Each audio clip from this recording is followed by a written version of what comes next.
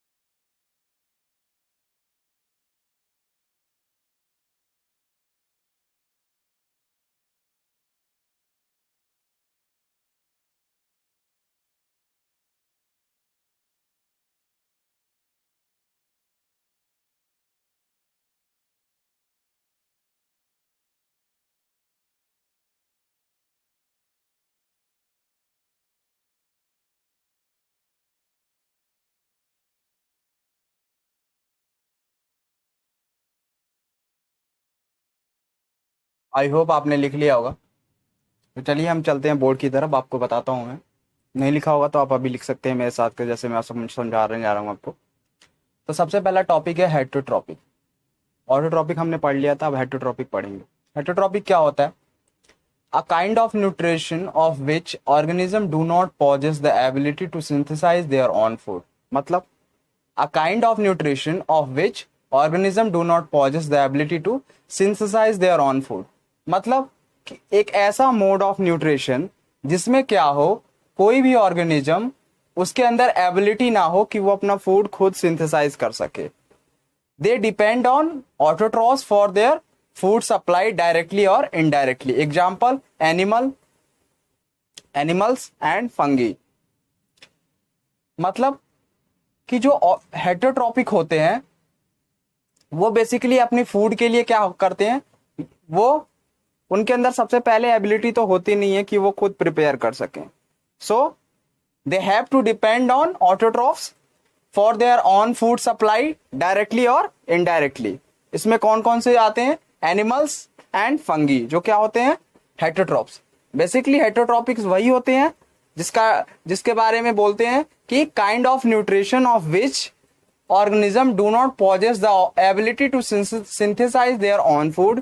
कि ऐसा कोई मोड ऑफ न्यूट्रिशन जिसमें कोई भी ऑर्गेनिज्म हो जो हेटरोट्रॉपिक होता है या है, उसके अंदर एबिलिटी नहीं होती कि वो अपने फूड को सिंथेसाइज कर सके, या वो इनडायरेक्टली वे में बोलें तो प्रिपेयर कर सके।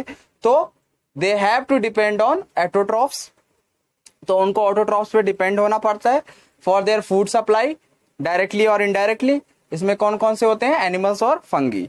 तो चलिए नेक्स्ट टॉपिक है हमारा ऑटोट्रॉपिक न्यूट्रिशन। ऑटोट्रॉपिक न्यूट्रिशन क्या होता है इसके बारे में पढ़ेंगे। उसमें पहला टॉपिक है हमारा ऑटोट्रॉप्स। ऑटोट्रॉप्स क्या होते हैं इसके बारे में हम जानेंगे। The organism which can make their own food are called autotrophs. मतलब the organism which can make their own food are called autotrophs. Example, green plant. कि कोई भी ऑर्गेनिज्म हो जो अपना फूड खुद प्रिपेयर कर सके उसे हम क्या बोलेंगे? ऑटोट्रॉप्स। वो कौन होते हैं? इसका एग्जाम्पल कौन होता है? Green plant. ग्रीन प्लांट अपना फूड खुद प्रिपेयर करते हैं, हमें पता ही है। अब हमारा नेक्स्ट टॉपिक है फोटोसिंथेसिस। ये बहुत ही इंपॉर्टेंट टॉपिक। फोटोसिंथेसिस होता क्या है?